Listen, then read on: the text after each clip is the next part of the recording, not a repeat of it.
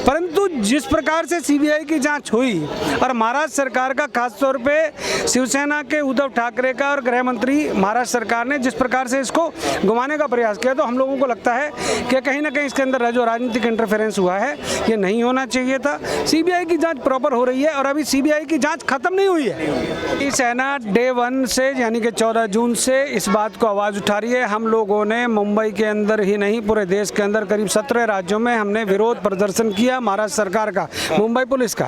हम लोग अभी चुप नहीं बैठे हैं। एक चैनल के खिलाफ आप सैकड़ों की तादाद में मुकदमे दर्ज करा रहे हैं। आप उनसे टॉयलेट पेपर का रिकॉर्ड मांग रहे हैं। Police commissioner Mumbai income tax वाला हिसाब मांगे, ईडी हिसाब मांगे, समझ में आता है। परंतु मुंबई पुलिस कमिश्नर एक चैनल से पूछता है कि तुम्हारे पास ये कितने एम्प्लॉई हैं, ऐसे ऐसे कैसे हुआ, यहाँ पर ये हुआ। ये इसका मतलब लगता है कि एक साजिश के तहत एक व्यक्तिगत दुश्मनी निकालने का एक एजेंडा महाराष्ट्र सरकार ने तय किया हुआ है। गलत है। नमस्कार, आप सभी का स्वागत है हमारे चैनल पर। और जब भी देश में कुछ भी गलत होता है, सामने करनी सेना निकल के बाहर को आती हैं, हमेशा इंसाफ के लिए। और वहीं आज हमारे साथ करनी सेना के राष्ट्रीय अध्यक्ष सूरजपाल अम्मू जी हैं। तो बहुत बहुत शुक्रिया सर हमारे साथ जुड़ने के लिए। तो सर, जिस तरीके से आवाज़ दबाई गई है, जिसने सुशांत सिंह राजपूत जी के लिए आवाज़ उठाई, अब चाहे वो रिपब्लिक भारत हो गया या फिर चाहे वो कंगना रनौत जी हो गई, सबकी आवाज़ों को दबाया गया। इस बारे में आपका क्या कहना है?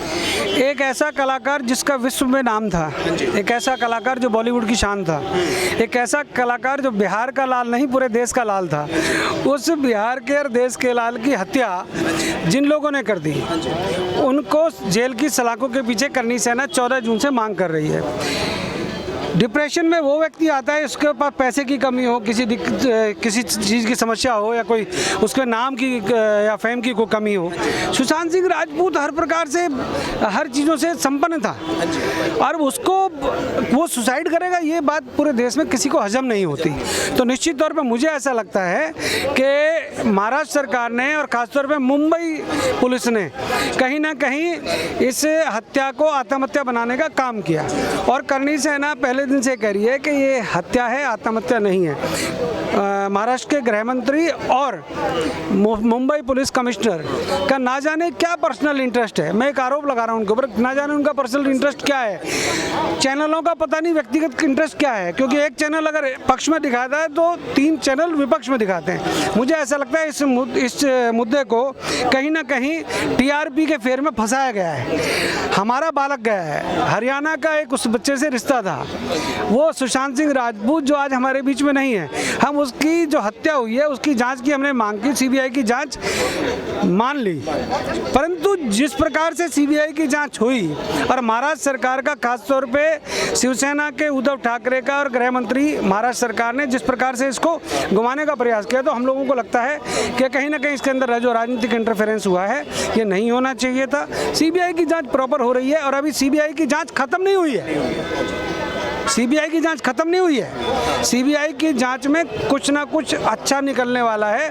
जो सुशांत सिंह राजपूत की बहनें जो न्याय मांग रही हैं, आज पूरे विश्व के अंदर सुशांत सिंह राजपूत के न्याय के लिए लोग डिमांड कर रहे हैं। कारण वो कुछ ना कुछ तो लोगों को नज़र आ रहा है। मैं गुड़गांव के अंदर जहाँ खड़ा हूँ, ये बहुत पढ़ा लिखा एक पढ़ी लिखी जमात है, मैं अगर हिंदी में कहूँ तो इलीट क्लास यहाँ पर रहती है। जिस गैलेरिया के अंदर, डीएलएफ के अंदर हम खड़े हैं, ये पढ़े लिखे लोग हैं, किसी के बहकाए में नहीं आते, किसी के बुलाए से नहीं आते। इन लोगों को जब लगता है कि गलत हुआ है तो ये तब उठ के आते हैं। मेरे साथ हमारे यहाँ के पार्षद के भाई खड़े हुए हैं। मैं ये लोग जो खड़े हुए हैं, ये वो लोग हैं जिनको ये पता है कि कहीं ना कहीं गड़बड़ है। और सुशांत सिंह राजपूत की हत्या के मामले में जब सीबीआई जांच चल रही है, तो नशेड़ी गंजेड़ी जो गैंग है, दीपिका पादुकोण, सारा अली खान और न जाने कौन कौन लोग उसके अंदर निकल कर आ गए, इसका मतलब कहीं ना कहीं तो कुछ गड़बड़ थी। सर, अब करनी सेना भी पूरी तरीके से सुशांत सिंह राजपूत जी के लिए खड़ी हो गई हैं, तो कब तक आप लोग सुशांत सिंह राजपूत जी के लिए खड़े रहोगे और कब तक इंसाफ की मांग कर चलती रहेगी? सेना डे 1 से यानी कि 14 जून से इस बात को आवाज़ उठा रही है। हम लोगों ने मुंबई के अंदर ही नहीं, पूरे देश के अंदर करीब 17 राज्यों में हमने विरोध प्रदर्शन किया महाराष्ट्र सरकार का, मुंबई पुलिस का। हम लोग अभी चुप नहीं बैठे हैं। हम तो सिर्फ एक बात कहना चाहते हैं कि परिवार को न्याय मिले, बहनों को उनके भाई की हत्या के दोषियों को जेल के पीछे पहुंचाने का अधिकार है, मुझे बोलने का अधिकार है, अभिव्यक्ति की आज़ादी मुझे है।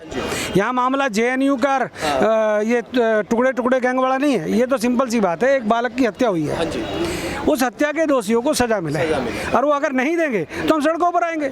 ये जो जिस प्रकार से मुंबई से मेरे बहुत लाडले हैं ये आए हुए, डे वन से मैं देख रहा हूँ इन बच्चों का गला बैठ गया।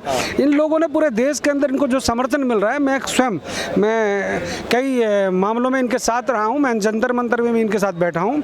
मुझे ऐसा लगता है कि जल्दी ही आज मुझे उम्मीद है न्याय इनको मिलने वाला है, और मेरी उम्मीद जो गुड़गांव के अंदर के गुरु द्रोण की धरती है, और गुरु द्रोण की धरती पर निश्चित तौर पे जो आवाज़ आज उठ रही है तो इसका कोई ना कोई रिजल्ट अच्छा आने वाला है। सर, अर्नब गोस्वामी जी की आवाज़ को बार बार दबाया गया, और कल जैसा कि हमने देखा कि मुंबई पुलिस और महाराष्ट्र सरकार जिस तरीके का हिटलर राज चला रहे हैं पूरे मुंबई में, तो क्या ये सही है? और मुंबई पुलिस के पीछे क्या बहुत बड़ी पावर का हाथ है? मैं हरियाणा भाजपा का प्रवक्ता भी हूँ, मैं मीडिया का संपर्क प्रमुख हूँ हरियाणा भाजपा का। मैं अर्नब के लिए इतना ही कहना चाहूँगा कि लोकतंत्र में मीडिया का गला दबाना ये गुनाह है, पाप है। मीडिया को दबाना या मीडिया का गला दबाना या किसी पत्रकार को साजिश के तहत उसके खिलाफ मुकदमे दर्ज करना, भारतीय जनता पार्टी उसका विरोध करती है, और हम लोगों ने स्पष्ट तौर पे कह दिया है। एक चैनल के खिलाफ आप सैकड़ों की तादाद में मुकदमे दर्ज करा रहे हैं, आप उनसे टॉयलेट पेपर का रिकॉर्ड मांग रहे हैं, police commissioner Mumbai income tax वाला हिसाब मांगे, ईडी हिसाब मांगे, समझ में आता है। परंतु मुंबई पुलिस कमिश्नर एक चैनल से पूछता है कि तुम्हारे पास ये कितने एम्प्लॉई हैं, ऐसे ऐसे कैसे हुआ, यहाँ पर ये हुआ, ये इसका मतलब लगता है कि एक साजिश के तहत एक व्यक्तिगत दुश्मनी निकालने का एक एजेंडा महाराष्ट्र सरकार ने तय किया हुआ है, गलत है। सर, एक आखिरी सवाल, अगर आज रिपब्लिक भारत की जगह एनडीटीवी होते और जो आरोप लगाने वाले जैसे कि महाराष्ट्र सरकार है, अगर उसकी जगह बीजेपी होते, तो जैसे कि आज अर्नब गोस्वामी जी के साथ कोई भी नहीं खड़ा हुआ, क्या फिर ये बॉलीवुड के लोग खड़े हो जाते ये एनडीटीवी के लिए? और जो बुद्धिजीवी इस देश में है, क्या वो बीजेपी के बिल्कुल खिलाफ हो जाते और इस चीज़ को अभिव्यक्ति के आज़ादी के खिलाफ मान लेते? क्या लगता है? सभी को बोलने का अधिकार है। इमरजेंसी के समय मीडिया का गला दबाया गया था, और इमरजेंसी के समय उस समय सत्ताधारी दल कांग्रेस थी, जो आज महाराष्ट्र के अंदर शिवसेना का समर्थन कर रही है।